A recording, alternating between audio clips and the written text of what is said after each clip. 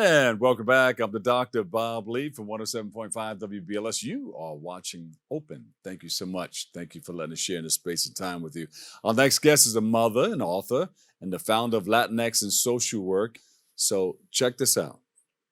She joins us today. She's no stranger to the show. She joins us today to speak about caregivers and the importance of self-care and self-love.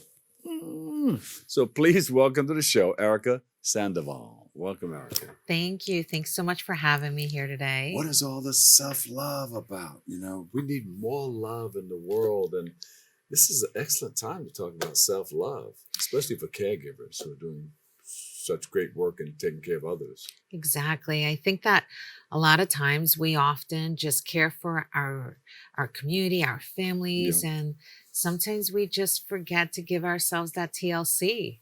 And we need that tender we need love and that care. TLC in order, just as we're told, put the oxygen mask on you first before you help everyone else.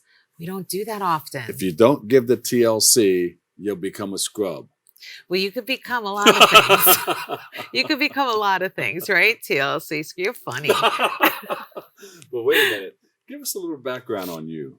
Well, I'm a mom first. Mom, I raised my daughter as a single mom. I was born in Ecuador and raised in Astoria, Queens. And I put myself through college while taking care of Isabella. And I realized that I needed a lot of TLC for myself in order to just raise her with so much compassion and love and not have all the anxiety that I felt while going to school trigger into her life. And so that is the reason why I became a social worker and I support parents and students and young adults. And we have a small group practice now that we have bilingual, bicultural social workers that supports teenagers, because I just realized that mental health is often ignored. And physical health is really what people focus on. But without our mental health, we can't heal our bodies, and we get sick, and then our physical manifestations happen. So mental health is tough to get the physical health in line. Exactly. I guess it starts from there. How impactful can managing stress for caregivers be, and how important is it for them to practice self-care? Well, managing stress, if you just think of your life and how stressful things can be and how things add up and what happens to your body when you have toxic stress, you tend to lose sleep, you tend to get sick, you might have headaches, body aches. How are you going to be the best version of yourself for your kids? How are you going to be the best version of yourself for your partner, for the community that you serve? So managing that toxic stress and that stress to just bring yourself to a place of peace and stillness is going to make the world a better place, because you're going to show up better. That's right. That's when it. You step into the room, they're going to know. They're going to know. You're going to light up the room with your love and, that self-care look. How important is it for others to practice self-care and self-love? You got to love yourself first before you can do anything else. And it's hard for people to love themselves. Let's just normalize that too. It's easier said than done. Love yourself. Love yourself. You often hear that. And sometimes it's really difficult. Why is she telling me that? I hate myself. Right. Like sometimes you were just raised in a way that you're just so critical to yourself that it's difficult for you to care about yourself. So let's normalize the fact that maybe it's been hard. That one step at a time is just giving yourself that time to just see yourself with all your incredible parts and all that beauty that you show up with. And then just think of your mind like a plant, and you're watering that plant, and you're giving it water, you're giving it sunlight, and you're becoming amazing, and you're growing because you're giving it the TLC it needs. You're the caregiver. You're the caregiver to yourself. And if you're a caregiver to others, you have to care for yourself first. Excellent.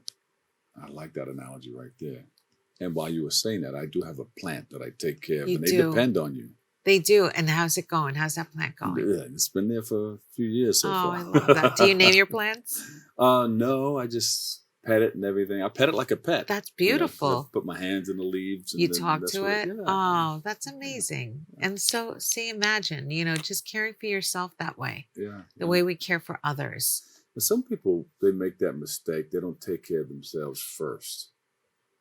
There's a company called Health First. Right. And, Right. when I speak on stage and out in the community, we talk about health. To take care of yourself first before you can begin to take care of others. Exactly. So you're right on target with that, what you're doing and what you're talking about. How many years have you been in business? Well, I've been in practice over 10 years We as call a it practice, not business. clinical social work. I've been a social work for over a decade, and this is my second year in business. Yeah. And I realize how incredible it is to serve the community. It doesn't feel like work. It feels like my life purpose to just be here and center and connect and collaborate, because Sandoval Colab is about collaborating with incredible people to bring services and community healing to our community. That's what we do. I love what you do. Thank you. And then you have the book, Latinx and Social Work. Yes, Latinx and social work. We published 2 books in English and in Spanish, Latinx and social work, and Latinx, Latina and social work. And it's a collection of personal narratives. There it is right there. Yes, and it's a collection of personal narratives for social workers or people that are thinking of becoming a social worker, to really read about the trauma, but focus on the resilience while navigating your life. Because a lot of times we tend to think we cannot accomplish something, especially if we're a person of color who has come from communities that often have been marginalized. Yeah. We really want to support our future leaders in knowing that they can. And you know that the second book, Latinx and Social Work, Latina and Social Work, we just won Best Self-Transformation book. Congratulations. Thank you. Congratulations. Yeah. If it wasn't for all the authors and their brave voices and sharing their personal narratives, this would have not happened.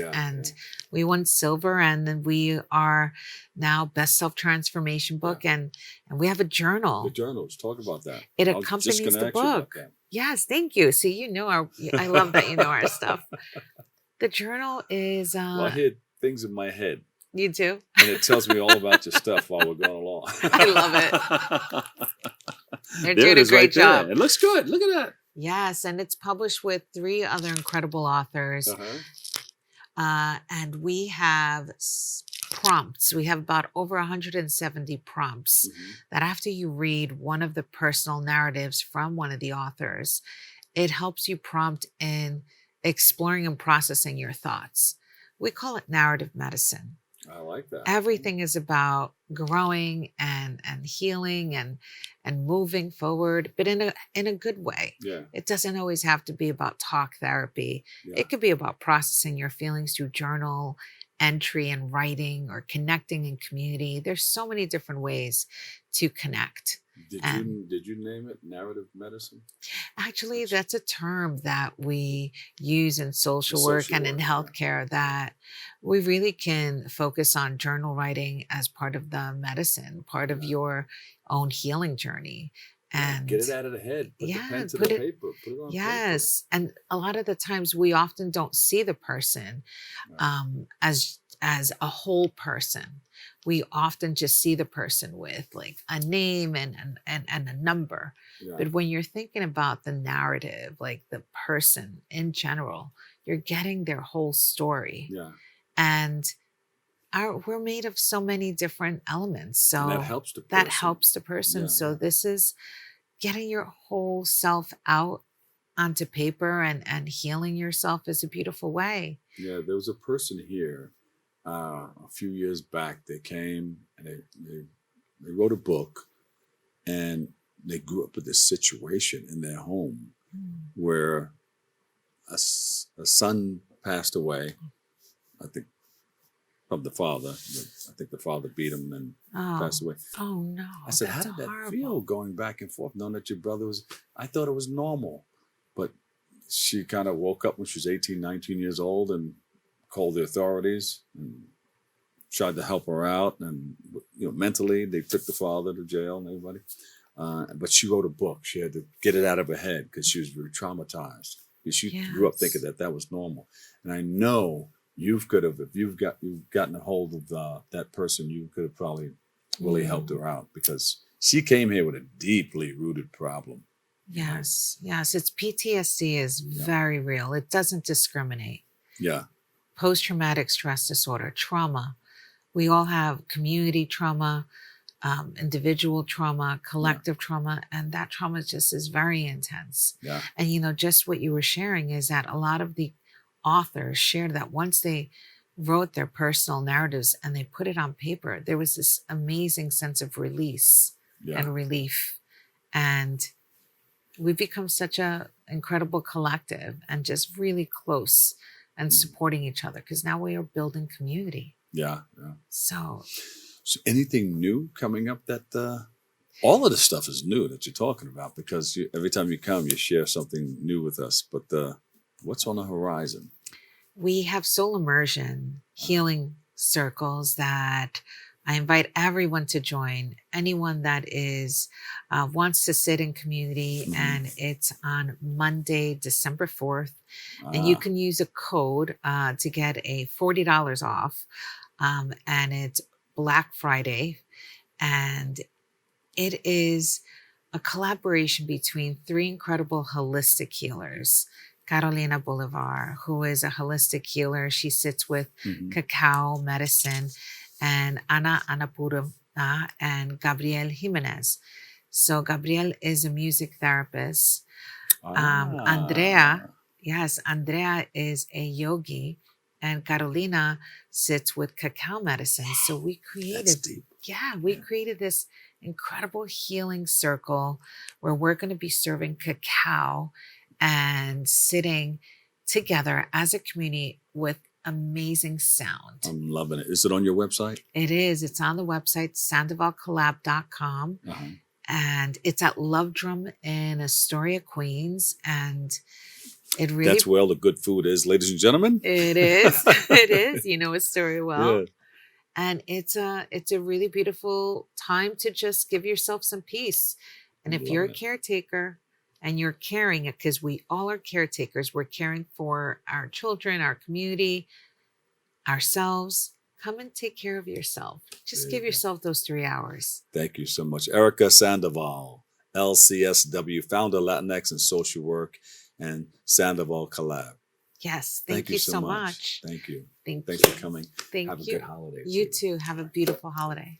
We'll take a quick break right here, but wait, we've got more coming up next on Open.